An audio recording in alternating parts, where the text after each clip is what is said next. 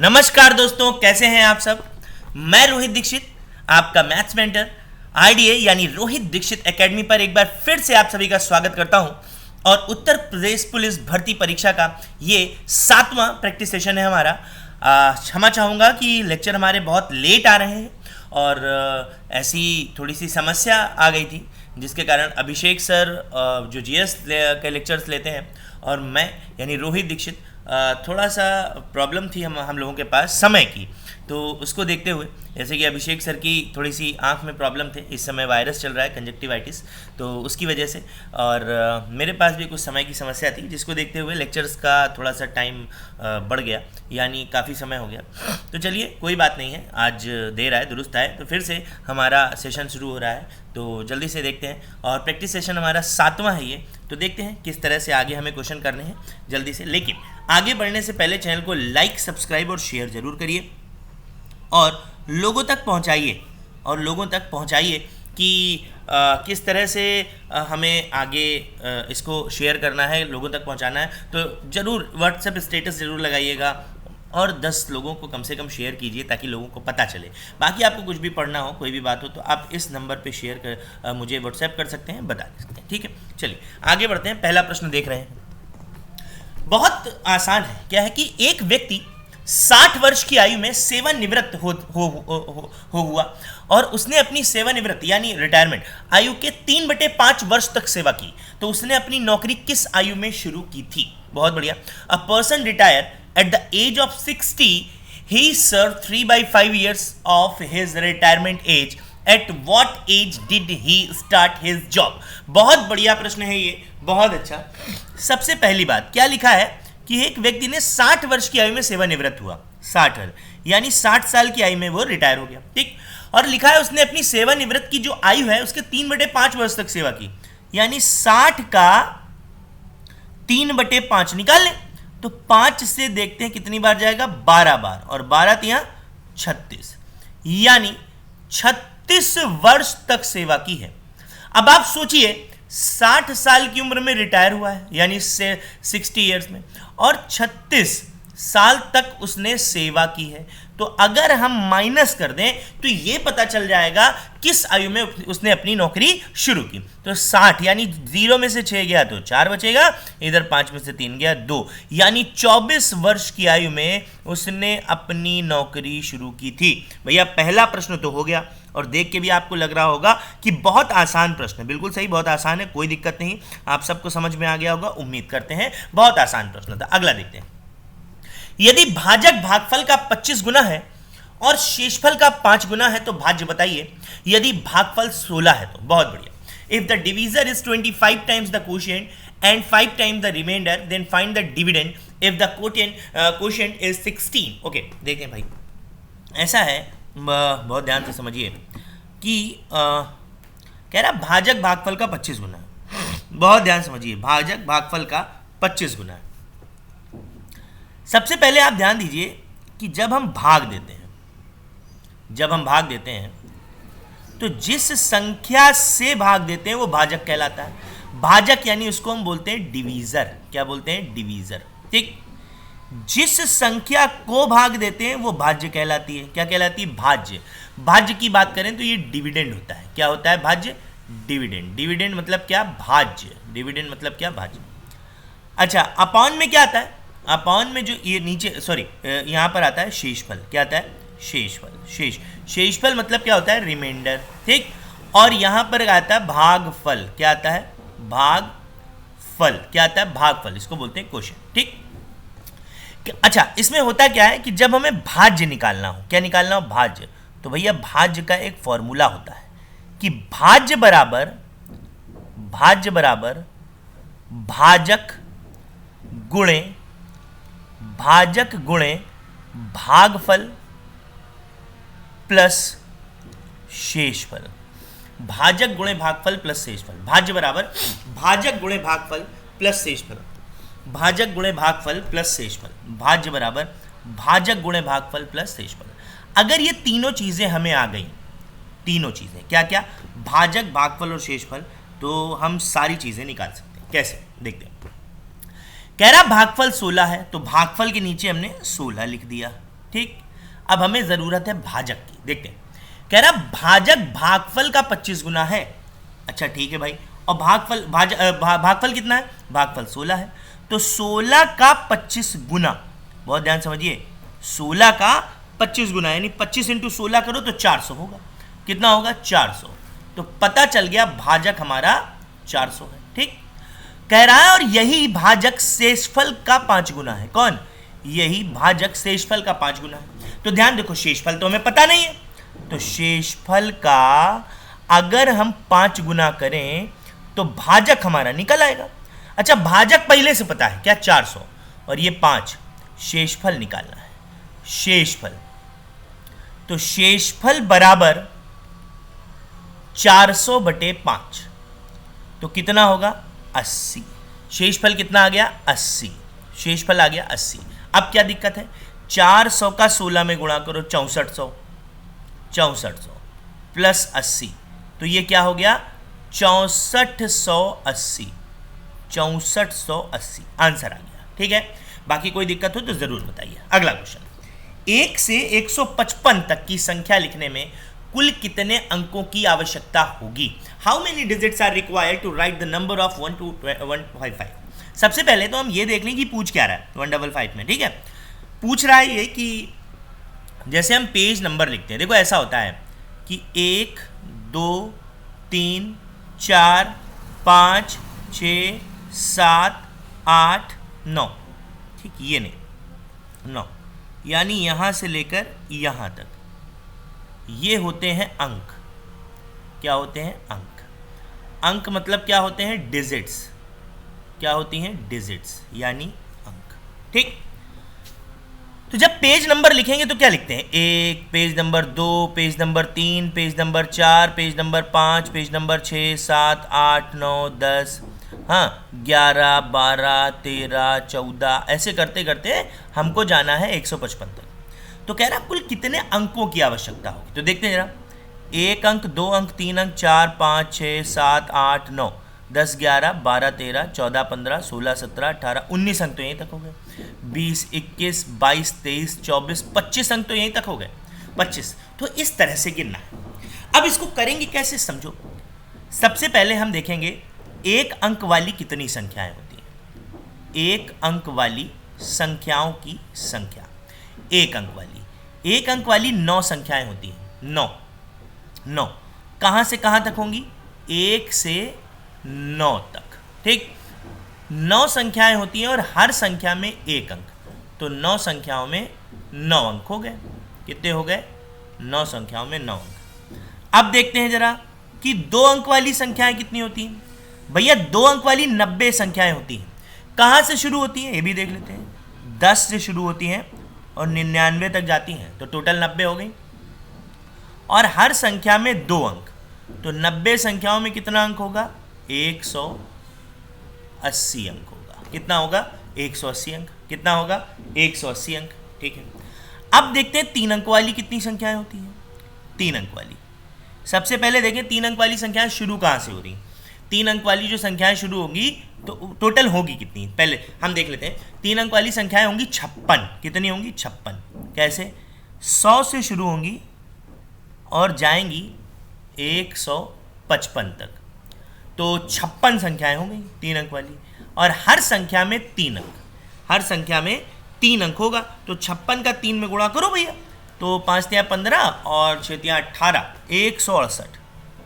168 अंक ये हो गए। तो बस हो गया, जोड़ डालिए। आप जोड़ डालेंगे तो अंक निकल आएंगे। कितने? 8 9 17 के 7 हासिल लगाए, 14 और 1 15 की 5 हासिल लगाए, यानी 357 आंसर आ गया। कितना आ गया है? 357। कितना आ गया है? 357। ठीक, चलो आगे बढ़ते हैं, देखते हैं अगला क्वेश्चन क्या लिखा है। यदि किसी संख्या को लगातार 4 और 5 से भाग दिया जाए तो शेषफल 1 और 4 आते हैं। जब उसी संख्या को लगातार 5 और 4 से भाग किया जाए तो शेषफल क्या? बहुत बढ़िया। ऐसा है, इस प्रश्न को हम करेंगे थोड़ा ट्रिक से। क्यों? क्योंकि जब टॉपिक पढ़ाएंगे तो आपको बेसिक से बताएंगे। ठीक, क्या है देखो, कह रहा है एक संख्या को लगातार 4 और 5 से भाग दिया जाता है। जिनसे हम भाग देते हैं वो भाजक कहलाते हैं। क्या कहलाते हैं? भाजक। तो हम लिख लेंगे भाजक। क्या लिख लेंगे? भाजक। भाजक भाजक हैं 4 और 5, ठीक। और शेषफल आता है 1 और 4। शेषफल आता है 1 और 4, ये आता है शेषफल। क्या आता है? 1 और 4। तो सबसे पहले हम क्या करते हैं? सबसे पहले हम निकालेंगे क्या कि वो संख्या क्या है। तो देखो कैसे करते हैं। सीधा सीधा हम जोड़ते हैं। 5 में 4 जोड़ो, कितना हो गया? 9। जो भी आया तिरछा गुणा, 9 चौको 36, और फिर सीधा जोड़ दो 36 में 1, तो कितना हो गया? 37। यानी वो संख्या कितनी आ गई? वो संख्या आ गई 37। कितनी आ गई? 37। कह रहा अब इसी संख्या 37 को लगातार भाग देना है। किससे? 5 और 4 से। 5 से भाग दो, 5 सत्ते 35, क्या बचा? 2, पहला शेष। फिर इस जो भागफल आया है उसको फिर से लेकर आओ और डिवाइड करो 4 से। 4 एकम 4, कितना बचेगा? 3। तो कितना कितना आंसर क्या क्या आया? शेषफल आया 2 और 3। ठीक, समझ गए आप लोग? समझ गए होंगे। अच्छा, क्यों? क्योंकि बता दें, जब हम लगातार भाग देते हैं ना तो हमेशा भागफल को लेकर आगे बढ़ते हैं। ठीक, कैसे? देखो 4 और 5 से भाग दिया गया था तो शेषफल आ रहे थे 1 और 4। हमेशा ऐसे प्रश्नों को नीचे से ऊपर की ओर करते हैं। ठीक, ये बेसिक बता रहे हैं। भाग हमेशा एक बार जाता है, हमेशा। तो 5 एकम 5, ठीक, 5 5 4 9। इस 9 को कहां से लाए थे? यहां से। 9 चौको 36, 36 और 1 37, आंसर आ गया। ठीक, समझ गए? अगला क्वेश्चन देखो।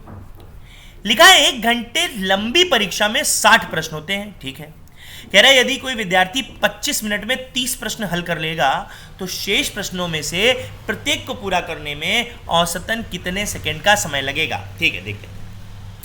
1 घंटा मतलब 60 मिनट। 1 घंटा मतलब 60 मिनट। 1 घंटा मतलब 60 मिनट। 1 घंटा मतलब 60 मिनट। ठीक, 60 मिनट में आदमी, बच्चा क्या कर रहा है? 25 मिनट में 30 प्रश्न कर रहा है। अच्छा, 60 में से 25 मिनट निकल गए। 60 मिनट में से 25 मिनट निकल गए। कितने मिनट बचे हैं भैया? 35। कितने बचे हैं? जब 60 में से 25 गया तो क्या बचेगा? 35 मिनट। ये शेष बचा। और इस 35 मिनट में 30 भाई प्रश्न हल हो चुके हैं। अच्छा, टोटल प्रश्न कितने थे? 60। 60 में से 30 हल हो चुके, कितने बचे? 30 बचे। 30 बचे, 30 बचे हैं भाई। तो अब एक बात बताओ, कह रहा है कि इन 30 प्रश्नों को हल करने के लिए हमें औसतन कितना टाइम चाहिए? तो कुछ नहीं करना है, 35 मिनट बचे हैं। 35, और क्वेश्चन कितने हैं? क्वेश्चन बचे हैं 30। 30 क्वेश्चन है, तो भाग दो तो निकलेगा 1.16 ऐसे आएगा। औसतन सेकंड का समय लगेगा। यही आंसर है। समझ गए? कभी भी कितना शब्द आ जाए, कितना, कहीं भी क्या आ जाए? कितना, तो हमेशा भाग देना है। क्या देना है? भाग। समझ गए? आगे तो आगे बढ़ने से पहले चैनल को लाइक, सब्सक्राइब, शेयर कीजिए और देखते हैं फिर आगे जो भी होगा। ठीक, चलो। एक परिवार का वर्ष के पहले 3 महीनों का औसत वार्षिक खर्च, पहले 3 महीनों का जो खर्च है वो है 2200 रुपए। ठीक है भाई, देखो ऐसा है, मेरी बात सुन लो। जब औसत दिया हो, क्या दिया हो? औसत, यानी एवरेज, औसत, और हमको दे देता है कि क्या? संख्या। क्या दे देता है? संख्या। तो औसत का संख्या में गुणा कर लें तो योग निकल आएगा। क्या निकल आएगा? योग। ठीक, क्या निकल आएगा? योग। तो औसत कितना है? 2200। औसत कितना है? 2200। संख्या, कितने महीनों की संख्या है? 3। ठीक, महीनों की संख्या कितनी है? 3। तो 2200 का 3 में गुणा कर दें तो कितना आ जाएगा?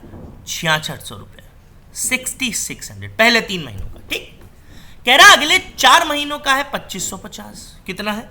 अगले 4 महीनों का है 2550। देख लेते हैं भाई, 2550 रुपया खर्च किया अगले 4 महीने में, तो 2500 चौको 10,000, 500 चौको 2,000, तो 2500 नहीं, 2500 चौको कितना हो गया 10,000, और 50 चौको 200, तो 10,200,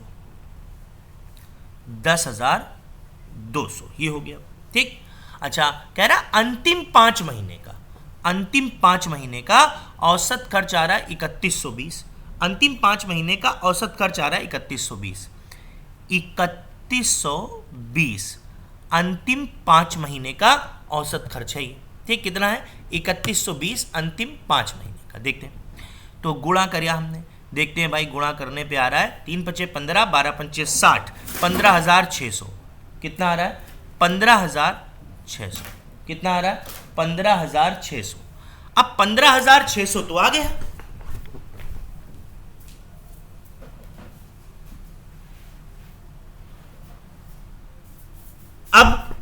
अब हमें माफ कीजिएगा, थोड़ा सा पानी पीने लगे थे, जल। चलिए, तो ये हो गया 5 4 9 3 12 महीने। 12 महीनों का ये कुल खर्च आ गया। क्या आ गया? कुल खर्च, कुल खर्च 12 महीनों का कुल खर्च, 12 महीनों का कुल खर्च।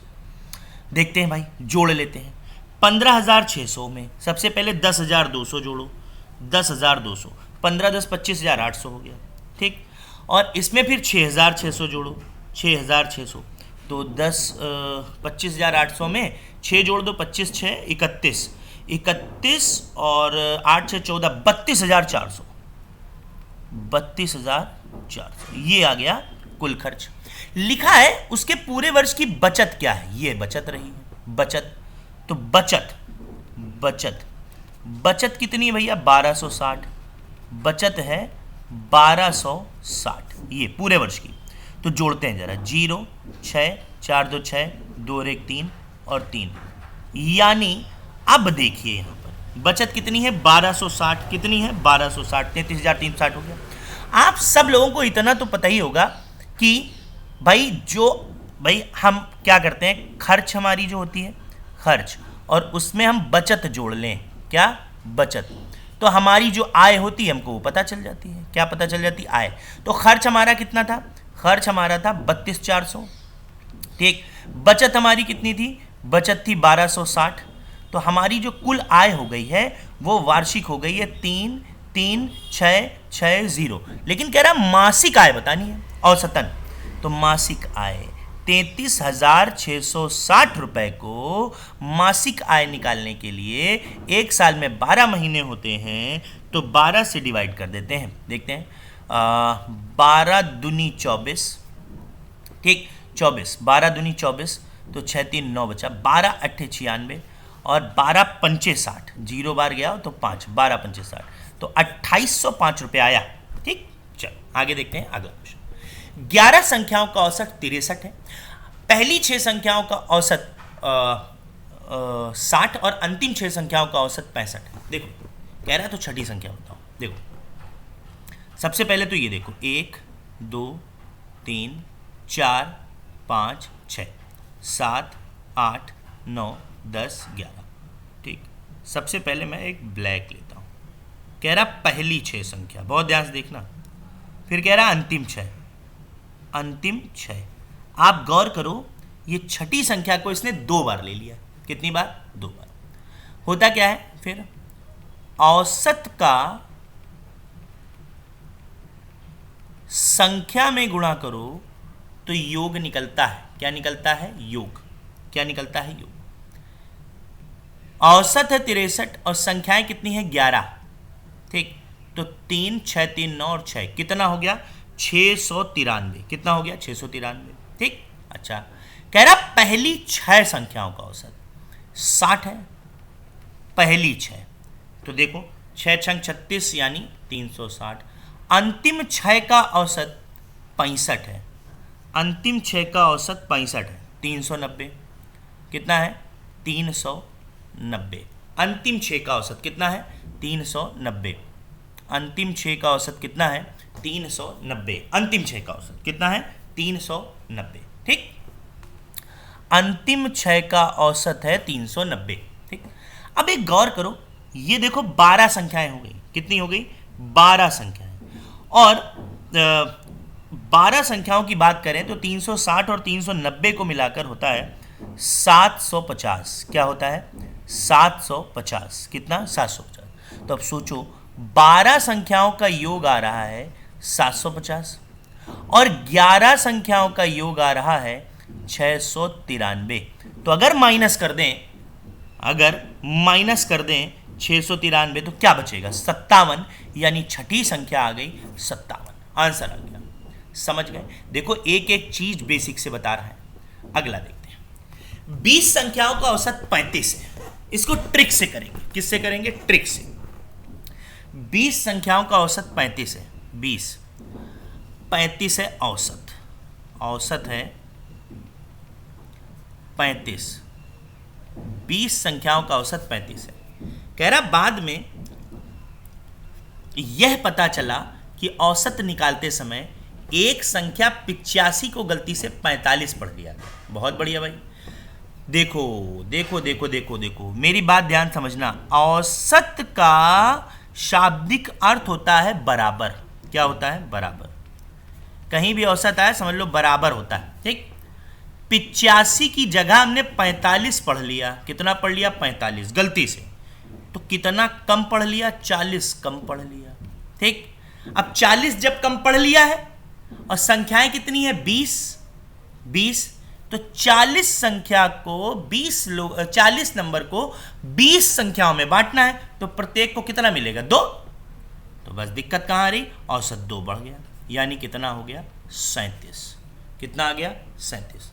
ये तो ओरली ऐसे कर सकते हैं हम लोग। भाई 20 रुपए को 20 लोगों में बांटोगे तो एक मिलेगा, लेकिन 40 रुपए को 20 लोगों में बांटो, 40 रुपए को 20 लोगों में बांटो तो प्रत्येक को 2 रुपया मिला, तो 2 रुपये औसत बढ़ गया, यानी 37 नया औसत हो गया।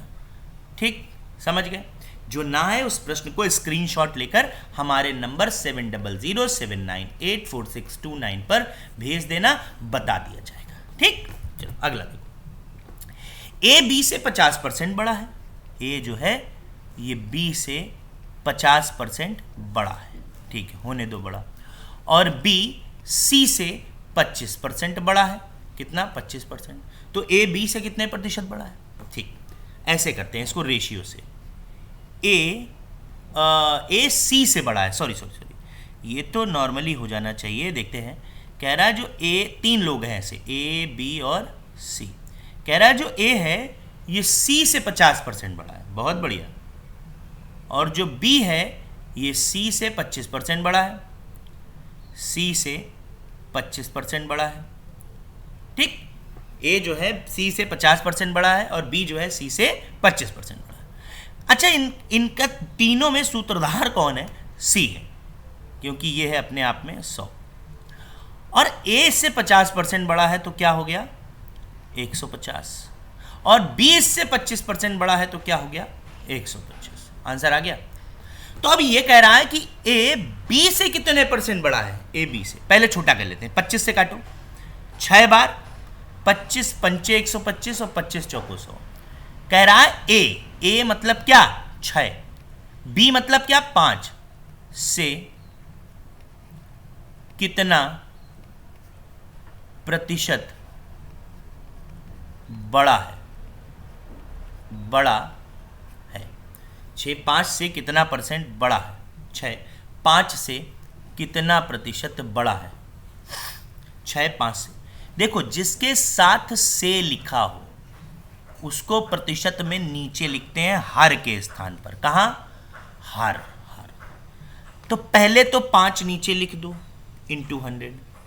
और जब ये बड़ा और छोटे वाली स्थिति आए ना तो हमेशा अंतर लिखते हैं। क्या अंतर? डिफरेंस। तो डिफरेंस क्या आ रहा? 1 का। 5 से काटा 20 बार। आंसर कितना आ गया? 20%। खत्म। ठीक, अगला क्वेश्चन। किसी परीक्षा में पास होने के लिए, देखिए बहुत गजब ये प्रश्न है। किसी परीक्षा में पास होने के लिए अधिकतम 36% अंक लाना है। एक विद्यार्थी ने 113 अंक प्राप्त किए, बहुत बढ़िया, 113। ठीक, अभी यह प्रश्न कर लीजिए, फिर आपको होमवर्क के लिए भी एक प्रश्न देना है ना। हाँ, एक विद्यार्थी को परीक्षा में पास होने के लिए अधिकतम 36% अंक लाना आवश्यक है, 36%। ठीक है, एक विद्यार्थी ने 113 अंक प्राप्त कर लिए, कितने, 113, और 85 अंकों से फेल हो गया। 113 अंक प्राप्त किए और 85 नंबरों से फेल हो गया। तो अगर 85 नंबर जोड़ दें तो पता चल जाएगा भाई 113 अंक तो प्राप्त ही कर लिए और 85 अंकों से फेल हो गया, इसका मतलब 198 अंक चाहिए थे और पास होने के लिए चाहिए थे 36%। तो 36% मतलब 198। अब डिवाइड करते हैं तो 1% की वैल्यू क्या होगी, 198/36। लेकिन कह रहा परीक्षा के अधिकतम अंक, जब कभी अधिकतम की बारी आए तो 100% निकालना। तो 198/36 इंटू 100, काटो भैया, काटो काटो, 2 से काटो 50 बार और 2 से काटो 18 बार। कितनी बार, 18। ठीक, फिर से काट दो, इसे 4 से कट जाता, लेकिन फिर भी 2 से काटो 25 बार और 2 से काटो 9 बार। ठीक, 9 बार। अब भैया उठा गुणा कर दो और 198 का 25 में 9 से डिवाइड कर दो। करना कुछ नहीं है, 198 का हमें गुणा करना है 25 से और बस 9 से डिवाइड कर देना है। वैसे 1% की वैल्यू यहीं देखोगे तो 5.50 आएगी। उस हिसाब से 550 अंक आए हैं टोटल। कितने, 550। समझ गए, कितने, 550, क्योंकि 36 पंचे 180, 36 पंचे 180, तो ऐसे ही निकल आएगा। ठीक, यहीं पे आ जाएगा 550। अगला देखते हैं। एक व्यक्ति अपने मासिक वेतन का 40% भोजन पर खर्च करता है। बहुत बढ़िया। देखो, जब कभी ऐसा प्रश्न आए तो किसी व्यक्ति की आय को टोटल आय यानी इनकम यानी सैलरी को 100 मानना, 100%। ठीक, 40% भोजन पर खर्च करता है, 40% माइनस कर दो, किस पर, भोजन पर। 40% भोजन पर खर्च करता है। ठीक, कितना बचा, 60%। कितना बचा, 60। तथा शेष वेतन का 1/3, अब ये शेष बचा है, शेष 60 का 1/3 कितना हो गया, 20 ये खर्च कर लेता है परिवहन पर, ये खर्च कर लेता है परिवहन पर। तो बचा कितना, 60 में से 20 गया तो, सॉरी थोड़ा इसको डाल लेते हैं, 60 का 20 गया तो बचेगा 40। कितना बचा, 40। ठीक, अब क्या कह रहा है, यदि वह 4500 रुपए जो भोजन और परिवहन पर खर्च करने के बाद शेष वाली राशि के आधे के बराबर है, आधे के बराबर, शेष बची जो राशि उसके आधे के बराबर, बहुत ध्यान समझिएगा, मासिक बचत करता है। जो राशि बची है 4500 रुपए, यदि वह 4500 रुपए बचत करता है, कह रहा है जो 4500 रुपए की बचत कर रहा है वो क्या है, वो 4500 रुपए, यदि देखो फिर से देखो, यदि वह 4500 रुपए, यही 4500 रुपए भोजन और परिवहन पर खर्च करने के बाद जो शेष बच रही राशि उसकी आधी है, यानी अब शेष क्या बच रहा है परिवार पर खर्च करने के बाद, बच रहा है 40, इसकी आधी, तो 40 का आधा क्या होगा, 20%। तो 20% बराबर 4500 के बराबर है। तो मासिक वेतन, तो दिक्कत कहां आ गई, दिक्कत कहां आ गई, तो 1% भाई देखो 0 से 0 कैंसिल, तो 2% बराबर 450 रुपए, तो 1% बराबर 2 दूनी 4, 2 दूनी 4, 2 पंचे 10, ये हो गया 225।